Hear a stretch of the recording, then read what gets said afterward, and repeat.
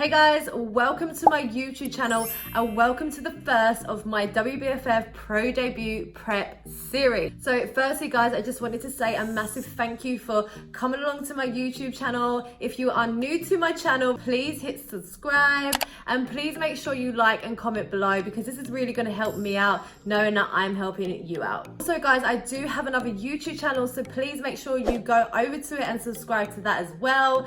This is my other business channel, which is where I show a bit more of my clients' journeys as well as mine and my partners, and we give you lots and lots of healthy tips that you can take away as well. So let's get into it.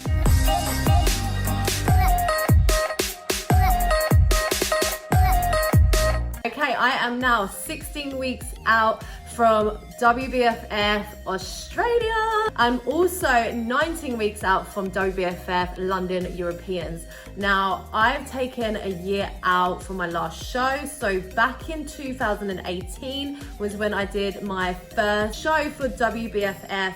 And this is when I won my pro status, and I also won the female round as well. So the reason why I took a year out was because I knew I needed to build more muscle. So for me, it's always been my legs that I've struggled with, and my shoulders, believe it or not, have actually turned into my stronger areas. It's my legs that took a lot longer to catch up. So first of all, it used to be my glutes and my hamstrings that were super weak. If you go back to my first pictures, which I'm going to show you guys now, in 2016 when I first competed for the Pure Elite, I really lacked muscle in my legs, in my glutes and in my hamstrings. So for me, the goal has always been to build as much muscle as possible. But this year, it was more about building my quads. So this is part of the reason why I took a year out, because it takes a lot longer to build muscle than it does to shred fat. So in order for me to get the physique that I wanted, I had to take that time out. The journey has been amazing. I have pushed myself beyond limits I never thought was possible. I've had ups, I've had downs. Sometimes as well, when you have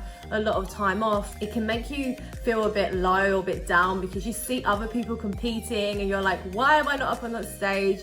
But you just got to be patient and obviously remember the reasons why you're doing what you're doing. And for me, growing muscle is going to make me look better on stage and therefore hopefully win first place. September last year, I really wanted to do powerlifting. I've loved strength training for a long time. I was hitting some big numbers. I got myself a powerlifting coach and we were smashing it. I'm not gonna lie, I was hitting some good numbers.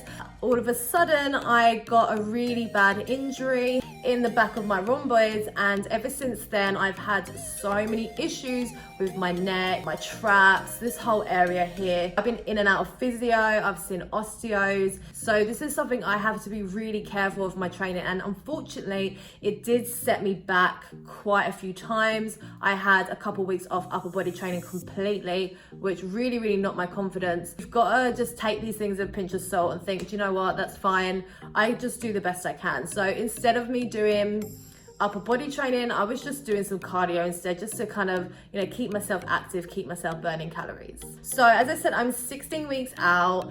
I'm going to show you guys exactly what I'm looking like at the minute. So I've just finished a long bulking phase. I feel like I've hopefully gained enough muscle. I do feel stronger. I feel like I look stronger. My shoulders are stronger. My glutes are stronger. And I've really managed to keep a good amount of low body fat throughout this off season, which I think is really important to anyone out there that is thinking of doing a bulk, to make sure that you do it in a slow possible way, meaning that you won't gain as much body fat throughout that bulk, because it makes it a lot harder to build muscle the more fat you have. So for me, because I've managed to keep a quite lean physique, I'm actually at a stronger starting point than I was at my last show. The last show I come in at started at 10 stone 2, which is about 64 kilos. This year, my starting weight is 61.7 kilos. So I know that I built a lot more muscle since then. So for me, starting my prep extra early with less body fat is a really good place for me to start, because it means that even if I come in ready about 3 weeks out, this is good. It means we can maintain what I have rather than coming in too late and not being ready. So to finish my bulk, I was on about 2,100 calories, which is quite low, especially for someone who's in a bulk. But for me, my calories were quite low a long time before this, so I've had to really build it up steadily over the last couple of months, and this is where I finished at. So for me now, working with my coach, we're going to be trying to keep these calories as high as possible and just utilize cardio a little bit more. So I'm currently sitting at 1,900 calories, and my macros I'm going to put up here. I like to keep my carbs quite high throughout prep anyway. I feel like I perform better on higher carbs with lower fat.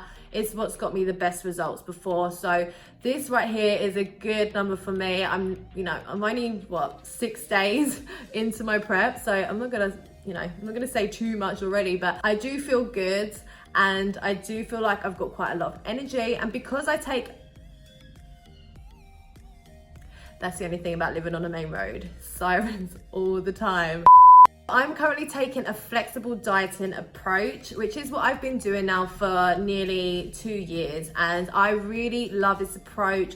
I have seen the best results from doing this, as well as my clients as well. And the reason is because you don't feel restricted and you're not following a set meal plan, and you can basically eat the foods that you love without having to deprive yourself or feel like you're missing out. Flexible dieting allows me now to, go out with my friends and family, socialize if I want to. I can eat out in restaurants without panicking about what I'm gonna eat if they don't have chicken or broccoli on the menu, for example. So I really love this approach. It's got me the best result. I was flexible dieting last year up until about 4 weeks out. And then after that, obviously you've got to really tie in the foods that you're eating. You can't be eating ice cream and chocolate 4 weeks out because you don't have a lot of calories. So when it gets to that point, then I will focus on foods that are more higher in volume, things that are going to make me feel good, make me feel fuller and more satisfied as well. And to be honest, although I take a flexible dieting approach, even when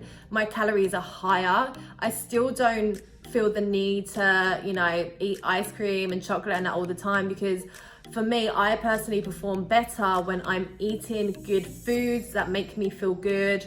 I perform better at the gym, my skin's better. I do try to stay away from junk food as much as I can. I just focus on good, healthy foods. Don't get me wrong, I do love cookies and I love pizza, but the whole point of flexible dieting is it means that you don't have to eat the whole pizza in order to feel like, seriously.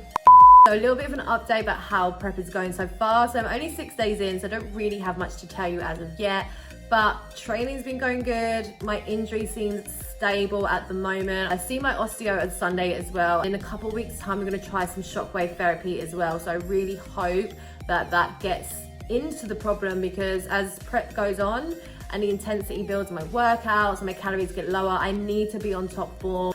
I can't have anything slowing me down. This is my pro debut. Thank you for watching my video, guys. It's been awesome talking to you all, and I cannot wait to share with you all some more videos like this. If you haven't already, please hit subscribe, and I will look forward to seeing you next time.